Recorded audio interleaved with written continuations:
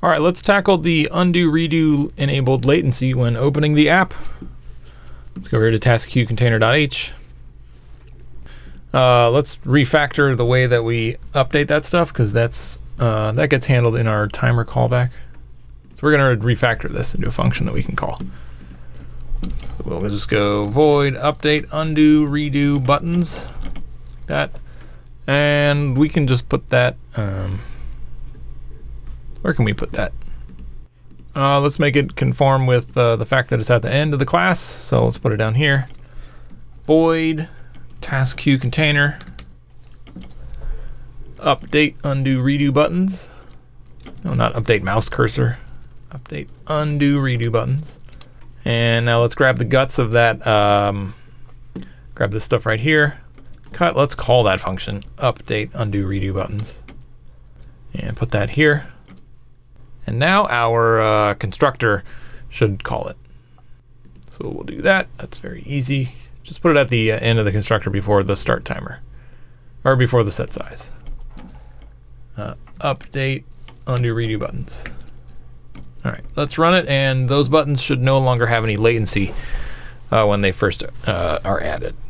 When the window first opens up, it should be good to go.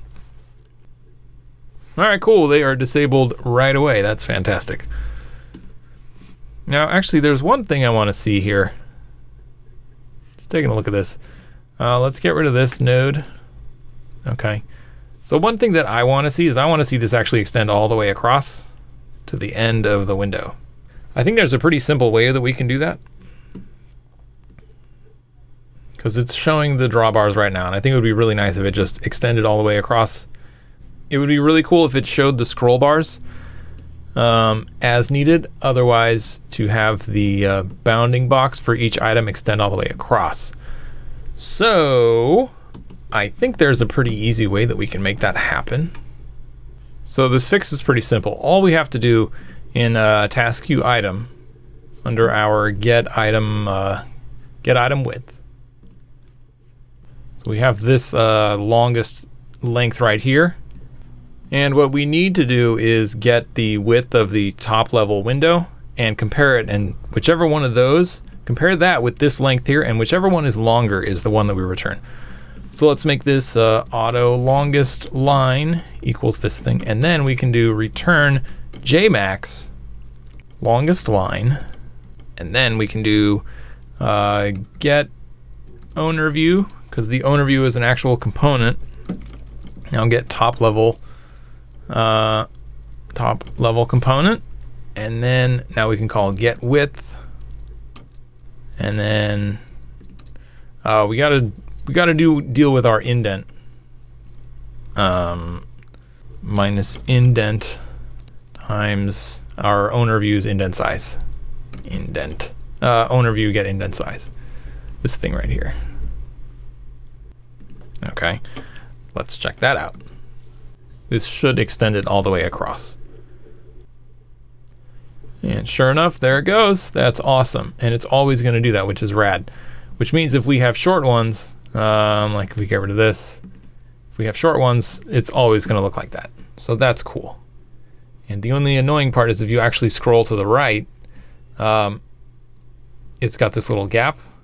And the reason for that actually being there is over here in get owner view, if we go to the tree view class, there's a function in here somewhere that adds some arbitrary amount to the items when they're created, or the tree view size. Let's see. There's some sort of resized function in here that we can look at. I just have to find it. I think if I just look for 50. Yes, here it is. Okay. Recalculate if needed, because this is called from items changed. That's this stuff right here. And this is where it sets the size, and it basically sets size jmax, the viewport maximum visible width versus the root item total width plus 50. So that's annoying. So, and because this is not a public function, if we go down here, it's like hidden in all this stuff. Recalculate if needed. It's a private thing. Because it's private, we can't override this to get rid of that. So this is solved unless we were to actually duplicate the tree, like just literally copy all of this stuff, duplicate the tree view class just to change this single line right here. Or we could just change this line right in the juice source files and just have our own separate version of juice that we can't ever update without, if we were to update it, we would lose this change right here. So that's the solution for this thing here, making the lines go all the way across and then making, getting rid of this little white space at the end. All right, very cool. And there's some latency going on here if we scroll. It looks like whenever the tree view changes, it's refreshing the tree, or whenever these scroll bars are dragged, it's refreshing the tree, and that's making it call this get longest name thing. Maybe we could just clean up some of our debug output, and that would take care of that. All right, so with that said, now we can say that we took care of the undo redo buttons, and we took care of task text is squeezed. All right, let's do this one right here. Standardize all tree property identifiers. No more quoted strings. Okay, let's go to our ProJuicer file, and let's make an identifiers.h, new header file. Identifiers.h, oh, there's already an H there. All right, and save and reopen. All right, let's pull it up. Identifiers.h. All right, I'm going to use a namespace and a macro to generate these identifiers. So we'll do namespace identifiers like that, and let me grab that juice header file. Get that guy included in here. All right, so this idea comes straight from Dave Rowland's talk about value trees from the Audio Developer Conference, and you can find that video on YouTube. So it works like this. You just make a define statement, define, all caps, declare ID, and then our argument is going to be the name of it, and we're going to create a const juice identifier name, and then the argument that we pass in. Again, this is straight from Dave Rowland's talk. So let's save this guy, and now we're going to just find a bunch of identifiers. So I'm going to put this file over here, TaskQueue source identifiers over there, and now on this side I'm going to look through everything. So we'll see what we can find here. We're just looking for quoted stuff, the names of things. All right, here's a node completed. That's important, so we'll do that one. So we can just do declare ID and completed like that.